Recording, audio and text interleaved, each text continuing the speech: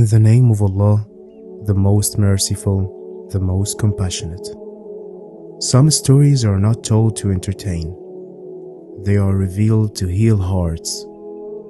Allah Himself said, "We relate to you the best of stories."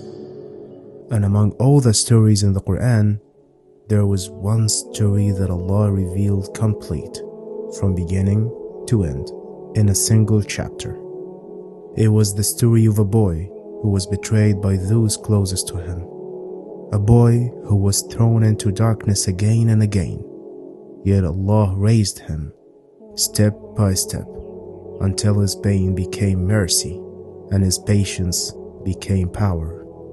This was the story of Prophet Yusuf, peace be upon him. The story began with a dream. A young boy came to his father with wonder in his voice.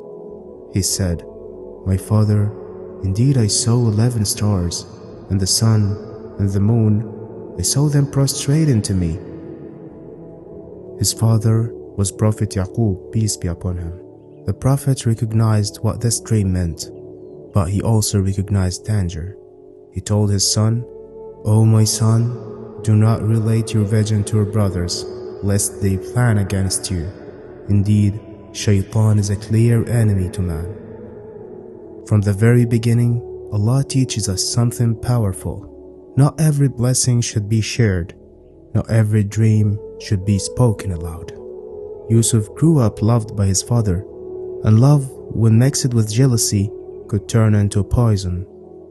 His brothers said among themselves, "Surely Yusuf and his brother are more beloved to our father than we are, while we are a strong group. Indeed, our father is in clear error." Jealousy doesn't see truth. It only sees what it wants to destroy. They planned something terrible. They said, "Kill Yusuf or cast him out to some land, so the attention of your father will be yours alone." Imagine this, brothers discussing the murder of their own brother. But Allah placed hesitation in one of their hearts. One of them said, "Do not kill Yusuf, but throw him into the bottom of a well. He will be picked up by some travelers." They went to their father pretending innocence. They said, "O our father, why do you not trust us with Yusuf while we are his well-wishers?" Prophet Yaqub felt fear in his heart.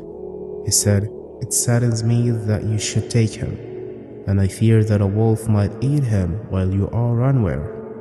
They assured him. They lied calmly, and he let Yusuf go. They took him far away. Then came the moment that changed everything. They threw Yusuf into the well. A child, alone in darkness, abandoned by those he trusted. But Allah said something extraordinary. "And we inspired him, you will surely inform them of this affair of theirs while they don't perceive." Even at the bottom of the well, Allah was speaking to him. This is a lesson. Being abandoned by people doesn't mean being abandoned by Allah. They returned to their father crying fake tears. They brought a shirt stained with false blood. Prophet Yaqub looked at it. A shirt with no tears, no bite marks. He knew they were lying, but he didn't explode. He didn't curse them. He only said, "So patience is most fitting, and Allah is the one whose help is sought." Years passed, and the pain didn't leave his heart. Yaqub cried for Yusuf again and again. His grief became so heavy that his eyes turned white from sorrow, and he lost his sight. Yet, even then, he never lost hope in Allah. Sometimes faith means surviving betrayal without losing your heart. A caravan passed by the well. They sent someone to fetch water. He lowered the bucket, and Yusuf was pulled out. He said, "Good news, a boy." Just like that, Yusuf was sold for a few coins as property. The son of a prophet became a slave. But Allah's plan doesn't stop because of chains. In Egypt, Yusuf was bought by a man of high status.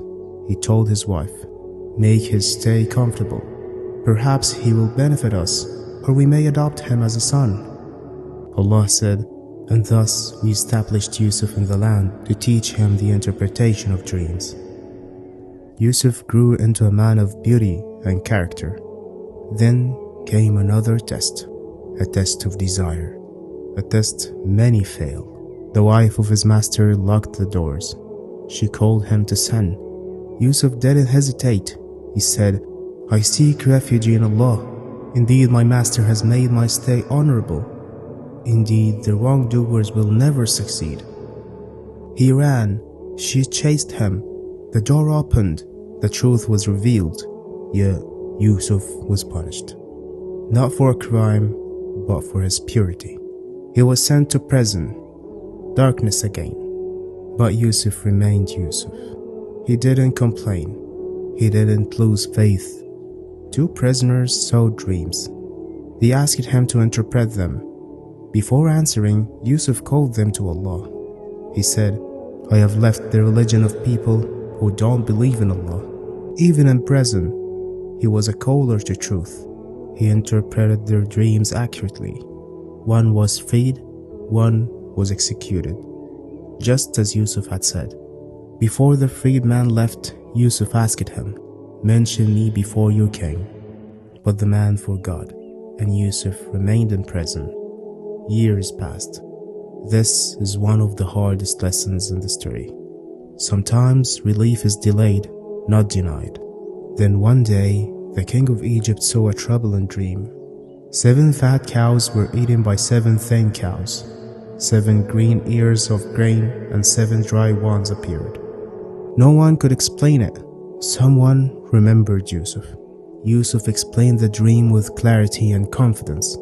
He said that 7 years of abundance would come, followed by 7 years of severe famine. He gave a clear plan to store food and protect the people. The king was amazed. He ordered Yusuf to be brought before him.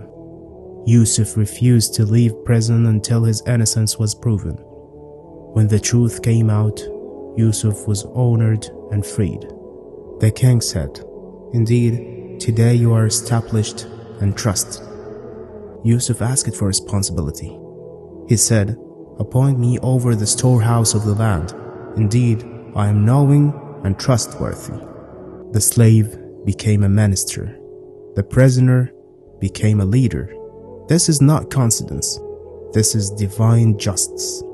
When the famine spread across the region, people began to travel long distances, searching for food. Egypt had become the center of safety, and the man in charge of its resources was Prophet Yusuf. One day, a group of men entered Egypt asking for food. They stood before Yusuf, speaking to him with respect. They didn't recognize him, but Yusuf recognized them immediately. They were his brothers. Years had passed, and Allah changed his position, but Yusuf's heart remembered everything. The well, the pain, the separation from his father. Yet Yusuf didn't rush. He didn't reveal himself. He had a plan, guided by wisdom and mercy. Yusuf listened to them carefully. He asked about their family. They told him about their father, an old man, and about a younger brother who stayed behind, Binyamin. Yusuf felt his heart tighten. Binyamin was his full brother, the son of his mother. Yusuf gave them food generously. Yusuf told them that next time they must bring their youngest brother with them. He made it clear that without him, they would receive no more food. When they returned home, they struggled to convince their father, Prophet Yaqub. Yaqub feared losing another son. He remembered Yusuf. After hesitation and a strong promise, Yaqub allowed Binyamin to go with them. He placed his trust in Allah. The brothers returned to Egypt. This time, Yusuf saw Binyamin. He drew him close privately and revealed the truth. He told him, "I'm your brother, so don't despair over what they used to do." Yusuf wanted to keep Binyamin with him, but he wouldn't act unjustly. He needed a lawful reason, so Yusuf prepared a test. After filling their bags with food, he ordered that the king's cup the measuring cup be placed secretly inside Benjamin's bag. When the caravan left, an announcement was made. "O people of the caravan, you are thieves." The brothers were shocked. They swore they hadn't come to spread corruption, nor were they thieves. The bags were searched, and the cup was found in Benjamin's bag. According to their own law, the punishment for theft was clear. The one found guilty would remain as a servant. So Benjamin stayed. The brothers were broken. They remembered what they had done to Yusuf years before. They feared return to their father with this news. Their eldest brother refused to leave Egypt. He stayed behind, filled with regret and shame. The remaining brothers returned to Prophet Yaqub and told him what had happened. His heart ached one more. Yet he didn't lose hope. He said, "Perhaps Allah will bring them all back to me." Yaqub instructed his sons to return to Egypt again and search for Yusuf and his brother. And he reminded them never to despair of Allah's mercy. When they returned to Yusuf, they were weak and despaired. They spoke honestly. They admitted their loss and their pain. At that moment, Yusuf couldn't hold back any longer. He asked them, "Do you know what you did to Yusuf and his brother when you were ignorant?" They were shocked. They looked closely at him. "Are you Yusuf?" they asked. He answered calmly, "I'm Yusuf, and this is my brother. Allah has been good to us." Fear filled their hearts. They expected punishment, but Yusuf did something greater. He chose forgiveness. He said, "There is no blame upon you today. May Allah forgive you. He is the most merciful." He sent his shirt with them and told them to place it on their father's face. He invited them all to come to Egypt. When Prophet Yaqub received the shirt, his sight returned, and soon the family was reunited. He brought his parents to Egypt. They bowed in respect. The dream of childhood was fulfilled. Yusuf said, "O my father, this is the interpretation of my dream before. My Lord has made it reality." Then he made a final dua. "My Lord, you have given me authority and taught me the interpretation of dreams. Creator of the heavens and the earth, you are my protector in this world and the hereafter. Cause me to die as a Muslim and join me with the righteous." The story ends, but its lessons never end. Patience is never wasted. Purity is never forgotten. And Allah never loses sight of the broken. If Yusuf was raised from the bottom of a well to the throne of a nation, then know this: no darkness you are in is deeper than Allah's mercy, and no delay means He has forgotten you. Allah is always writing the best ending. And here the competition time begins. And today's question is: a noble prophet whom Allah supported with great miracles. The moon was split for him as a clear miracle. The trunk of a palm tree cried out in longing when he left it, and water flowed from between his fingers so an entire army could drink. Who is this prophet? Write the answer in the comments below. Thanks for watching. Assalamu alaikum.